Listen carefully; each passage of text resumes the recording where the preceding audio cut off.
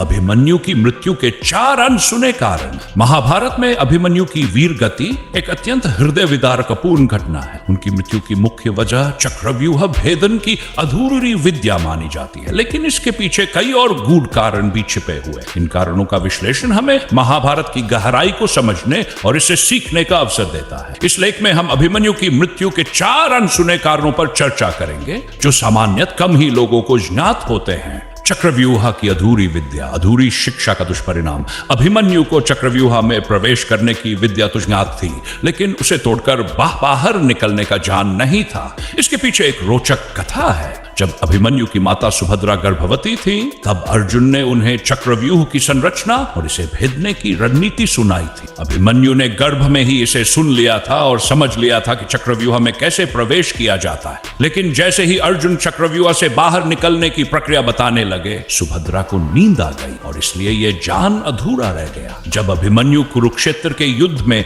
अकेले चक्रव्यूह में प्रविष्ट हुए, तब उन्हें यह तो ज्ञात था कि इसे तोड़ा कैसे जाता है, लेकिन बाहर निकलने की विधि न जानने के कारण वे उसमें फंस गए। ये उनकी मृत्यु का सबसे प्रमुख और प्रसिद्ध कारण माना जाता है, लेकिन इसके साथ अन्य कारण भी जुड़े हुए थे।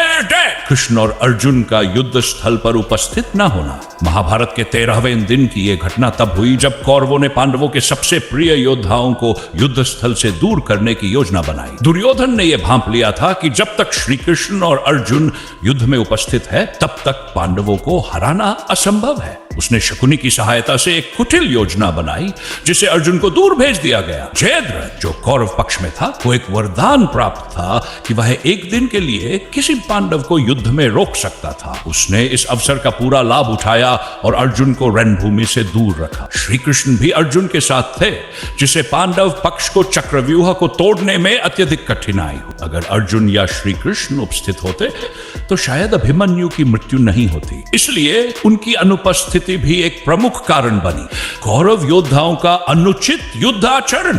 धर्म युद्ध में कुछ नियम होते हैं जिनका पालन करना प्रत्येक योद्धा का कर्तव्य होता है, लेकिन अभिमन्यु के वध के समय इन नियमों की घोर अवहेलना की गई। जब अभिमन्यु ने अकेले ही चक्रव्यूह में प्रवेश किया, तो उन्होंने बहादुरी से कई कौरव योद्धाओं को पराजित। उन्होंने दुर्योधन के पुत्र लक्ष्मण का वध कर दिया, जिससे कौरव पक्ष क्रोधित हो गया। इसके बाद कौरवों ने अभिमन्यु पर एक साथ आक्रमण करने का अनुचित निर्णय लिया। जयद्रथ ने पांडवों को द्वार पर रोक दिया, जिससे वे अभिमन्यु की सहायता के लिए नहीं आ सके। कर्ण, द्रोणाचार्य, अश्वत्थामा, पांचाली, दुशार, शल्य सहित 7 महारथियों ने एक साथ मिलकर उन्हें घेर लिया और उन पर हमला किया। जब अभिमन्यु का धनुष तोड़ दिया गया, तब भी उन्होंने वीरतापूर्वक युद्ध किया, लेकिन अंततः कौरव योद्धाओं ने उन्हें अनुचित तरीके से घेरकर मार डाला। अगर धर्मयुद्ध के नियमों का पालन किया जाता, तो अभिमन्यु को अकेले 7 महारथियों से नहीं लड़ना पड़ता और उनकी मृत्यु टाली जा सकती थी। अभिमन्यु का स्वयं युद्ध में जाने का निर्णय।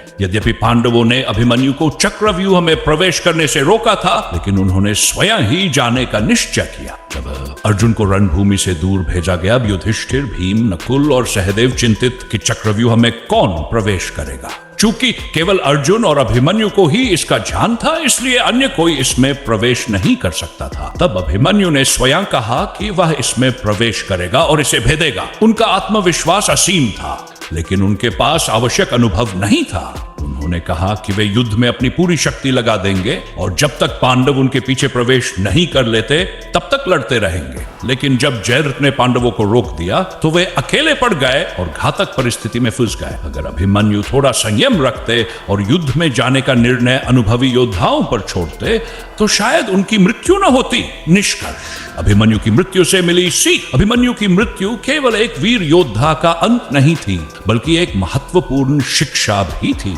अधूरी शिक्षा खतरनाक होती है। अभिमन्यु ने केवल चक्रव्यूह में प्रवेश करने की विद्या सीखी थी, लेकिन बाहर निकलने का ज्ञान नहीं होने से वे फंस गए। सही मार्गदर्शन का अभाव घातक हो सकता है। अर्जुन और श्री कृष्ण की अनुपस्थिति ने उनकी स्थिति और कठिन बना दी। अनुचित रणनीति से जीत क्षणिक होती है। कौरवों ने अनुचित तरीकों से अभिमन्यु को मारा, लेकिन इसका परिणाम यह हुआ कि अर्जुन ने अगले दिन प्रतिशोध में जयद्रथ का वध कर दिया। युद्ध में धैर्य और रणनीति रणनीति आवश्यक होती है। यदि अभिमन्यु थोड़ा धैर्य रखते और अनुभवहीनता में निर्णय न लेते तो संभवतः उनकी मृत्यु टल सकती थी। अभिमन्यु की वीर गति महाभारत का एक अमर अध्याय है जो हमें शौर्य, त्याग और कर्तव्य परायणता की प्रेरणा देता है। लेकिन इससे हमें यह भी सीखने को मिलता है कि केवल पराक्रम ही नहीं बल्कि पूर्ण ज्ञान और रणनीति भी आवश्यक।